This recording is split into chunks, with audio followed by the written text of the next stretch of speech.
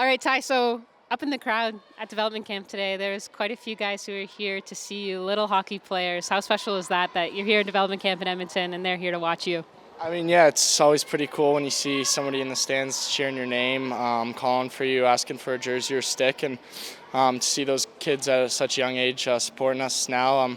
I was obviously at that point once in my lifetime being at the Brick, and now cheering on my favorite player, but it's awesome to see that here, and it was a great camp so far, and can't thank everybody who's helped me get here, honestly. Was that kind of a surprise for them to be, calling your name and seeing who's up there? Definitely. I mean, I know one of the guys on the team. He's a little younger, but just to have everybody there, it's kind of a surreal moment. I mean, you never really understand what it's like to have somebody call your name until it actually happens, so it's a pretty good feeling.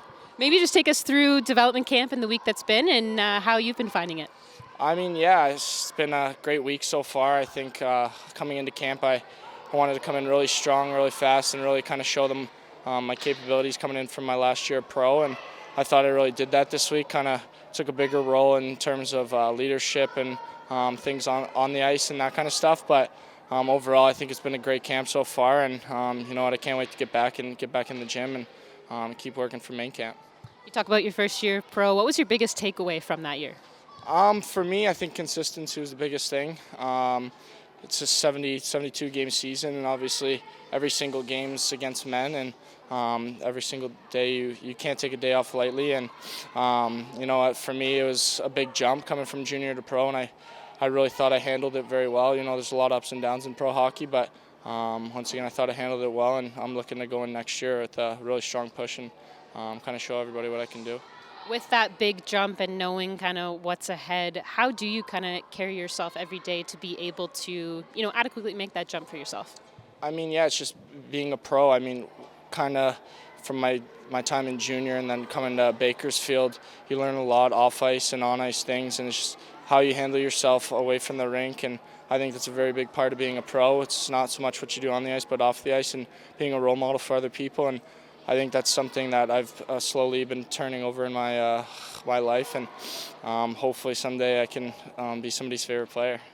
There has been a lot of off-ice development along with the on-ice sessions. How have you kind of found that in terms of whether it's, the media training or the nutrition as well?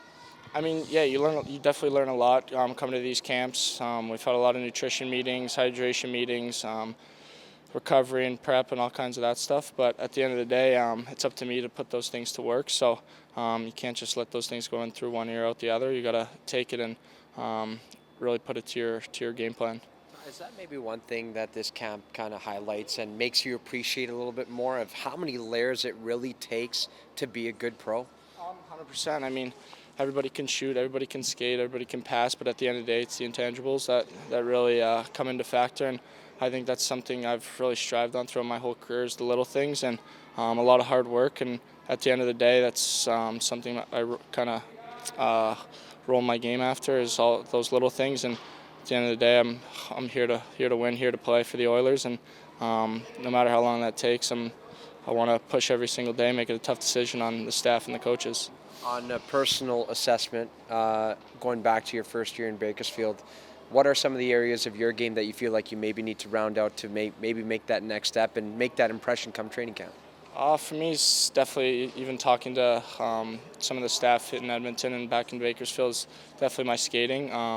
Obviously, you have 210-pound men leaning on you, and back in junior, you have 16-year-olds who are maybe not as strong, not as physically ready, but here there's 1-year players, there's 10-year players, there's 15-year players in the league, so everybody's here to take kind of food off your plate and outwork you. But once again, I think that's something I hold really well in my game, is hard work, and I kind of want to beat the guy next to me.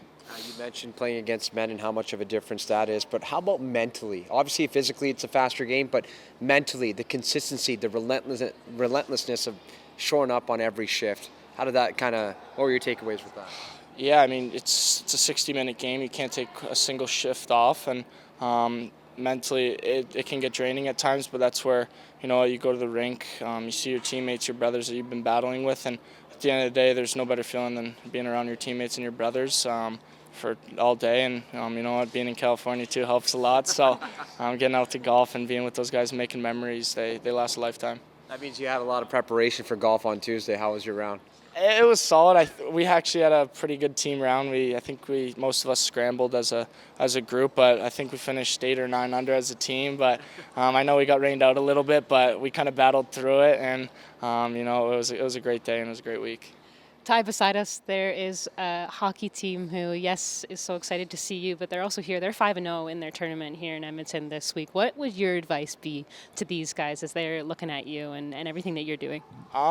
Definitely have fun. I was once in their shoes 10 years ago playing in that same tournament, and fortunately I was able to win that tournament. But have fun, treat this like it's your family, your brothers. You're going to remember this for a lifetime, and go out there and win that championship. One last question for me. Pelletier makes those skating drills look so easy, especially the one with the puck on your skate. How difficult is it? It's definitely not easy. I know there's probably 1 or 2 guys that can get through it pretty easily, but other than that, everybody's battling. It looks so simple, but at the end of the day, it's not very easy. He does it hundreds and hundreds of reps, and that's why he perfects it. But that's something that you add on to your game, and that's something I need to add into my game, and hopefully I can skate like him one day. You have to assess your performance on that drill. What would you give yourself out of 10? Personally, on my right leg, I thought it was a little better, so I give it like a 6, but on the left, I'd say like a 4 or 5. So we're getting there throughout the summer. Hopefully by main camp, it's a little better.